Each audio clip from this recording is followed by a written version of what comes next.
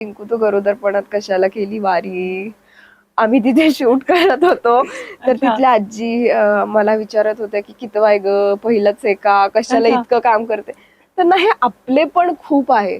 मला लव्ह बरोबर. स्टोरीज करायला तर प्रचंड आवडेल, म्हणजे मज्जा येईल. पाहिजेच ना, आम्ही पहिलाच चित्रपट लव्ह स्टोरी केलेला आहे तर. पण माझ्याकडे ना काय माहिती चालून सगळे नायिका प्रधानच चित्रपट येतात आणि मला चांगलं पण नेहमी वाटतं. फिल्म मध्ये हिरो पुरुष असतो पण माझ्या फिल्म मध्ये हिरो नायिका बाई असते. क्लूज मध्ये नेहमी गेलेले रिंगण असतं बघायला आणि Right. बाबांसोबत मी जायचे लहान असताना हा. आणि मी मागच्या वर्षी पण गेलते. हो. हा विचार करतात का मला माहिती नाही, पण माझ्याकडे जेव्हा विश्वासाने लोक येतात मला एवढंच वाटतं की त्याचं मी 100% दिले पाहिजे. मला असं वाटतं प्रत्येक स्त्रीमध्ये ते आहे.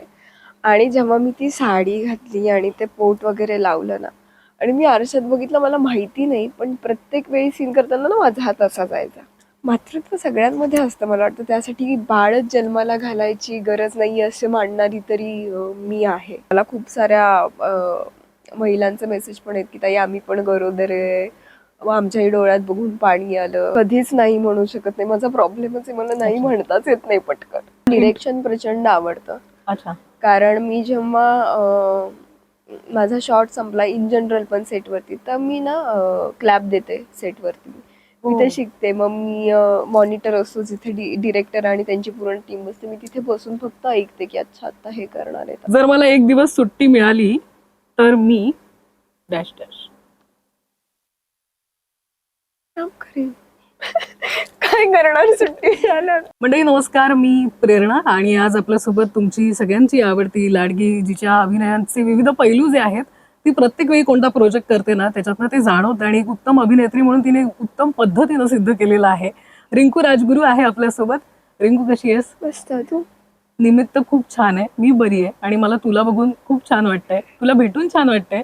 कारण यंदाचं निमित्त वेगळं आहे. प्रत्येक वेळी आपण एखाद्या चित्रपटाबद्दल बोलत असतो. एक गाणं केलेलं आहेस, अल्बम सॉन्ग केलंयस तू रिंकू. तुला काय वाटत होतं जेव्हा सारेगामा सोबत हे गाणं करायचंय, तुझ्याकडे प्रोजेक्ट आला किंवा काय पद्धतीनं आपण या गाण्यामध्ये पोट्रे होऊ शकू, त्याबद्दल काय वाटत होतं तुला? एक तर मला कधी वाटलं नव्हतं की मी अल्बम सॉन्ग करीन आणि मला आनंद आहे की मी केलं तर अजय सरांचा आवाज आहे, सारेगम आहे आणि सगळ्यात महत्वाचं म्हणजे विठ्ठलावरती हे गाणं आहे. राईट. त्याच्यामुळे खूप छान गोष्टी जुळून आल्यात आणि मला वाटतं की ते माझ्या नशिबातच लिहिलं, कारण काही कारणांनी मी हे गाणं नव्हते करणार त्यावेळी. अच्छा. हा, सो माझं एवढंच म्हणणं होतं की आत्ता नाही जमणार आहे, आपण प्लीज पुन्हा काय असेल तर छान करूयात. पण बरेच मध्ये दिवस गेल्यानंतर मला एक दिवशी पुन्हा फोन येतो, ऐक ना रिंकू उद्या सॉन्ग शूट आहे, प्लीज येशील का. म्हटलं मी तर नाही म्हणालेले, आता ह्या सिच्युएशन मध्ये नाही करू शकत. पण मला वाटतं की विठ्ठलाच्या मनात असावं किंवा नशिबात जे लिहिलंय ते कोणी पुसू नाही शकत, तेच होतं असं म्हणतात, तसं काहीतरी असावं. आणि मग मी आज निघाले आणि मी दुसऱ्या दिवशी शूट करायला घेतलं, असं झालं. किती छान. पण हे सगळं करत तू वारी केली आहेस का आणि तुझे वारीचे काय अनुभव आहेत आणि त्या सगळ्या गोष्टींचं ह्याच्यामध्ये म्हणजे आपण वारीत गेल्यानंतर एक ऑब्झर्वेशन असतं, आपण निरीक्षण करतो कारण तिथे सगळं बघण्यासारखं असतं. म्हणजे जो काही अवाका असतो त्या सगळ्या गोष्टींचा तो वेगळा असतो, ती अनुभूतीच वेगळी असते. ते निरीक्षण असतील ते हे गाणं करत असताना तुला काय कशा पद्धतीनं नाही, त्या वारीचा खरं तर ह्या गाण्याशी तसं काही रिलेटेबल नाहीये. कारण मी कधी वारी नाही केली. मी अकलूज मध्ये नेहमी गेलेले रिंगण असतं बघायला आणि बाबांसोबत मी जायचे लहान असताना आणि मी मागच्या वर्षी पण गेलते.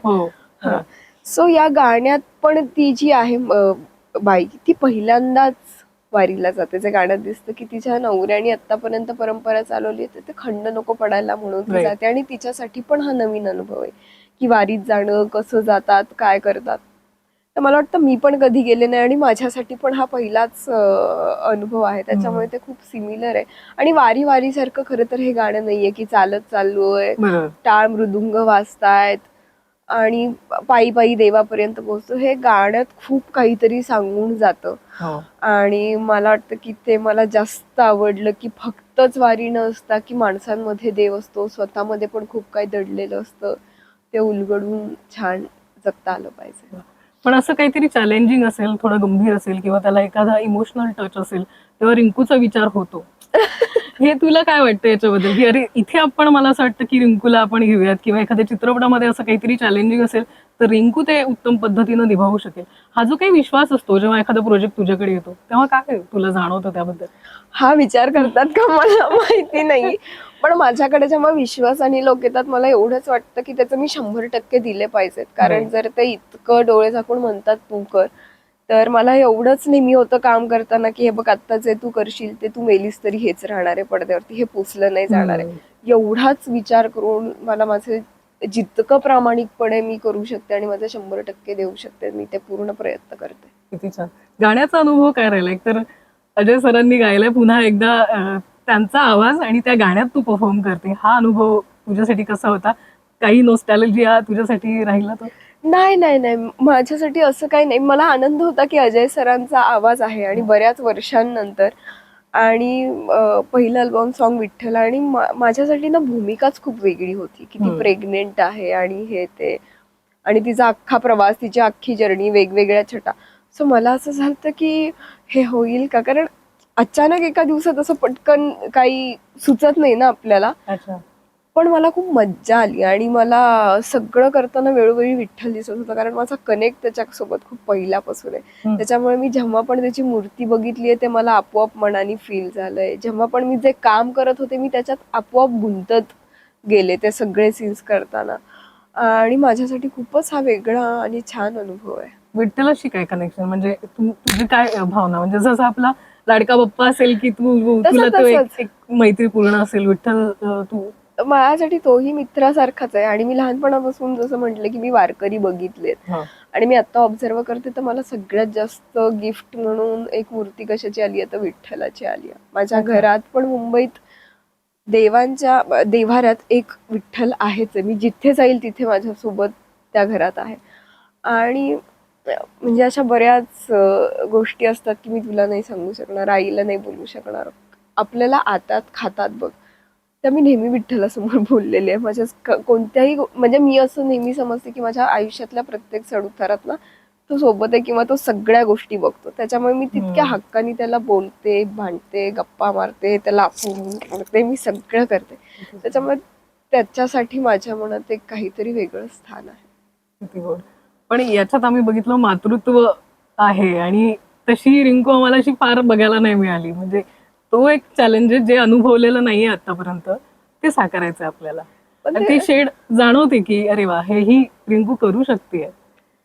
मला असं वाटतं प्रत्येक स्त्रीमध्ये ते आहे आणि जेव्हा मी ती साडी घातली आणि ते पोट वगैरे लावलं ना आणि मी आरशात बघितलं मला माहिती नाही पण प्रत्येक वेळी सीन करताना ना माझा हात असा जायचा आपोआप जायचा काहीच नाही कारण सीन करताना माझ्या बॅक ऑफ द माइंड डोक्यात तेच असायचं की मी काय कॅरेक्टर करते ती काय सिच्युएशन मध्ये असेल आणि ते आपोआप बॉडी लँग्वेज मध्ये येत गेलं की तू आई होणारी आहे बाळ आहे सासू सासरे आहेत नवरा नाहीये तुला सो हा जेव्हा मी थिंकिंग करत गेले ना ते इमोशन्स ती बॉडी लँग्वेज मला वाटतं ती आपोआप माझी तशी येत गेली आणि मातृत्व सगळ्यांमध्ये असतं मला वाटतं त्यासाठी बाळच जन्माला घालायची गरज नाही असे मांडणारी तरी मी आहे.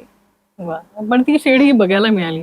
इमोशनल सीन करताना काय? कारण तो एक असा एक सीन येतो डोळ्यात पाणी आहे तुझ्या आणि समोर विठ्ठल आहे. हे माझं नेहमीच होतं.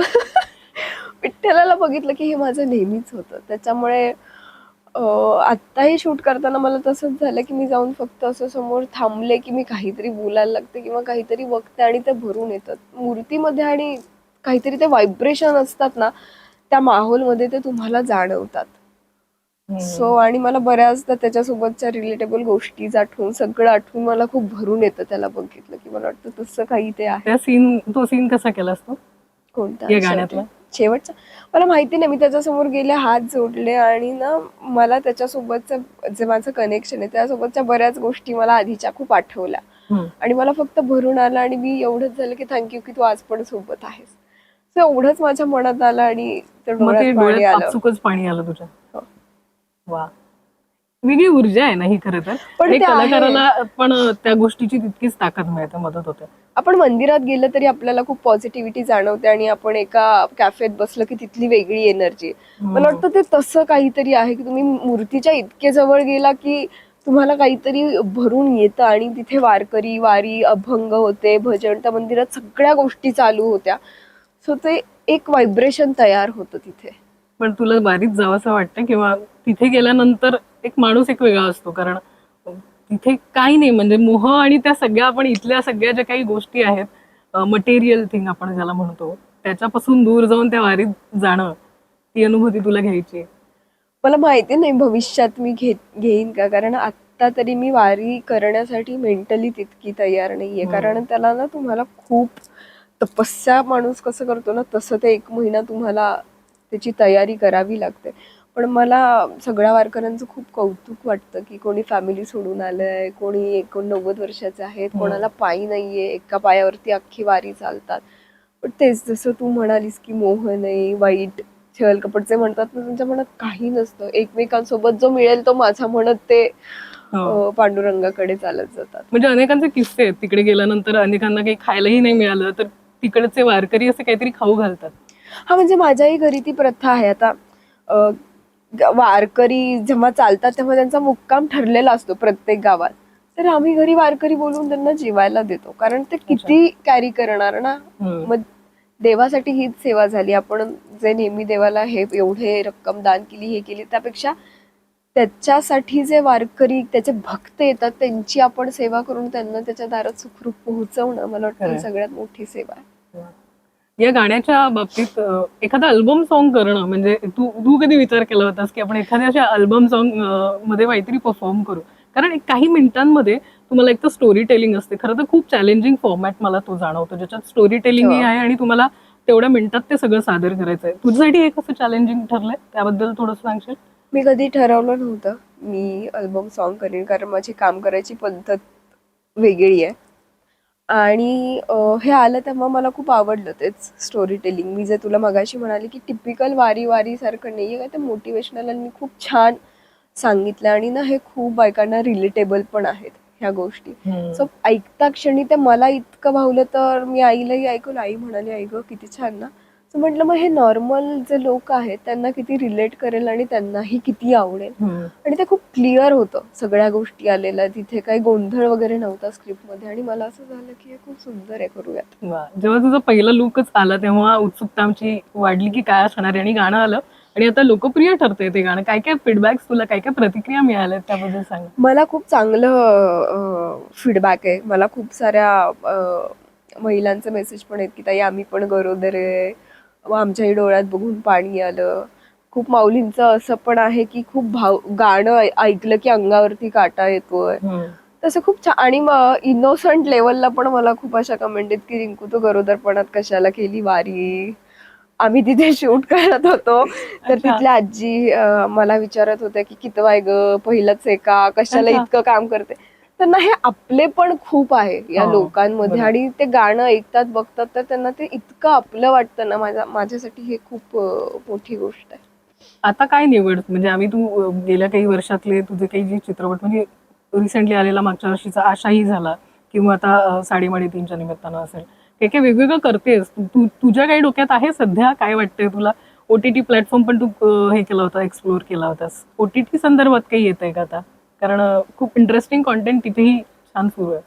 मला असं वाटतं की कामं चालू आहेत पण त्याची योग्य वेळ आली की मी डेफिनेटली ते सांगेन. तुला काय करावं असं वाटतं आता? मला सगळ्याच प्लॅटफॉर्मवरती काम करायचंय. मला थिएटर पण करायचंय, मला फिल्म्स पण करायच्यात आणि मला OTT पण करायचंय. कारण प्रत्येक प्लॅटफॉर्मचा प्रेक्षक वर्ग खूप वेगळा आहे आणि आपण ज्या गोष्टी मांडू शकतो तर प्रत्येक ठिकाणी त्याचा स्कोप खूप वेगळा आहे मला वाटतं दाखवायला. सो मला सगळीकडे काम करायचंय. नाटकासंदर्भात काही अपॉर्च्युनिटी इव्हन आपण एका मुलाखतीतही त्याबद्दल बोललो होतो. त्या मंचावरही आम्हाला रिंकूला बघायला आवडेल कारण ते एक वेगळा फॉर्मॅट आहे जिथे कलाकार म्हणून खूप समृद्ध करणारा रंगमंच येतो. मला पण आतापर्यंत बऱ्याचदा विचारलंय पण जोपर्यंत मी तयार होत नाही मला असं वाटतं की त्या गोष्टीसाठी तोपर्यंत मी उगीच मोगम कोणाला हा म्हणू नये. त्या दिवशी मला असं वाटेल की हा मी हे करू शकते आणि आता ती योग्य वेळ आहे तर त्यावेळी मी डेफिनेटली करेन. रिसेंटली असं काही बघितलंयस चित्रपट किंवा सिरीज मध्ये जिथे असं वाटलं की असं काहीतरी हे मस्त आहे, इथे असं काहीतरी असं असतं ना की आपल्याला हे मिळालं असतं की हा ही भूमिका मी बघितली काय कमालीचं झालंय ते काम, असं काहीतरी मी केलं तर असं तुला? मी खरं सांगू इतक्यात मी खरं तर काही नाही बघितलं शूटिंगमुळे. पण मला असं कधी वाटत नाही की कोणी केलं असतं तर की हे मला मिळायला पाहिजे होतं किंवा अच्छा मी माझ्याकडे का नाही हे आलं असं मला नाही कधी होत. मला असं वाटतं की जे आपण चांगलं करू शकतो ना त्यातच आपण करावं. उगीच दुसरं छान करतोय म्हणून ते करायला जाऊन पण स्वतःचं हसवतं कित्येकदा. हो. त्यामुळे असा विचार नाही येत मला. सुरुवातीला जसं मी तुला विचारलं काही गंभीर भूमिका, तुला आणखीन वेगळ्या जॉनरमध्ये पण काहीतरी एक्सप्लोर करावं असं वाटतं? कॉमेडीचेही काही जॉनर तू एक्सप्लोर केले होतेस? मला लव्ह स्टोरीज करायला तर प्रचंड आवडेल. म्हणजे मला असं वाटतं की मी नायिका प्रधान चित्रपट सगळे केलेले आहेत. आशा असेल, आता जिजाई येणार असेल किंवा त्याच्या अगोदरचे पण असतील.